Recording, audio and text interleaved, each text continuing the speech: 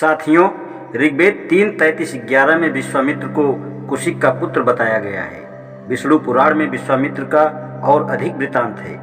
कहा गया है विश्वामित्र गाधी के पुत्र थे जो राजा पुरुरवा के वंश के थे। हरिवंश में भी इस कथा का वर्णन है। ऋग्वेद 3:1-21 से मालूम होता है कि विश्वामित्र के वंश में पुष्ट दर पुष्ट यक्षाग्नि जलाई जाती थी। ऋग्वेद से यह मालूम होता है कि विश्वामित्र ने इस वेद की बहुत सी ऋचाओं को बनाया था और वे राजर्षि माने जाते थे। उन्होंने ऋग्वेद 3:62-10 में परम पावत्र गायत्री मंत्र बनाया था। वे क्षत्रिय कुल भरत के वंश के थे। यह मालूम होता है कि ब्राह्मण और क्षत्रिय में निम्नलिखित बातों के बारे में झगड़ा था। दान लेने का अधिकार। ब्राह्मणों का दावा था कि दान लेना केवल ब्राह्मणों का ही अधिकार है। वेद पढ़ाने का अधिकार। ब्राह्मणों का दावा था कि क्षत्रिय केवल वेद पढ़ सकता है, उसको वेद पढ़ाने का अधिकार नहीं है। वेद पढ़ाने का अधिकार केवल ब्राह्मणों को ही है। यज्ञ कराने का अधिकार। ब्राह्मणों का यह कहना था कि क्षत्रिय केवल यज्ञ करा सकता है, यज्ञ कर नहीं सकता। यज्ञ करने का अधिकार केवल ब्राह्मणों को है। इन तीनों में विशेषतः झगड़े में ये दोनों एक दूसरे के विरोधी रहे हैं। इसकी पुष्टि त्रिशंकु की कथा से होती है। यह कथा रामायण में इस प्रकार कही गई है। इक्ष्वाकु वंश में राजा त्रिशंकु की इच्छा हुई कि ऐसा यज्ञ किया जाए जिससे इसी शरीर से स्वर्ग प्राप्त हो। उसने वशिष्ठ को बुलाया।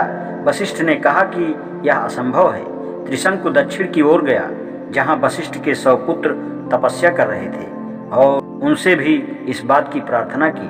राजा ने बड़ी नम्रता से प्रार्थना की, हम अपने पुरोहित को संकट के समय का सहायक समझते हैं। वशिष्ठ के बाद हम तुम ही लोगों को कल देवता समझेंगे। उन लोगों ने उत्तर दिया, मूर्ख, तुम्हारे गुरु ने ठीक बात बताई थी। उनकी बातों को ठुकराकर तुम दूसरों के पास आए हो। वह इक्ष्वाकु कुल के सबसे बड़े और मान्य गुरु हैं। जब वशिष्ठ ने इनकार कर दिया तो हम उसे कैसे कर सकते हैं। हे मूर्ख राजा, तुम अपनी राजधानी को वापस जाओ। वशिष्ठ त्रैलोक्य के गुरु होने योग्य हैं, हम उनका अनादर नहीं कर सकते। राजा ने कहा, चूंकि वशिष्ठ और आप लोगों ने मेरी प्रार्थना नहीं मानी, अतः कोई और उपाय किया जाएगा। ऐसा सुनकर उन लोगों ने राजा को शाप दिया कि चांडाल हो जा। इस शाप के असर से राजा की सूरत एक चांडाल की हो गई। तब अपने दुर्भाग्य पर पश्चाताप करता हुआ राजा विश्वामित्र के पास गया। विश्वामित्र को उस पर दया आई। उन्होंने वादा किया कि हम एक ऐसा यज्ञ कराएंगे जिससे इसी चंडाल की सूरत से तू स्वर्ग जा सकेगा। क्योंकि तू कौशिक के पास आया है, अतः स्वर्ग तेरे हाथ में है।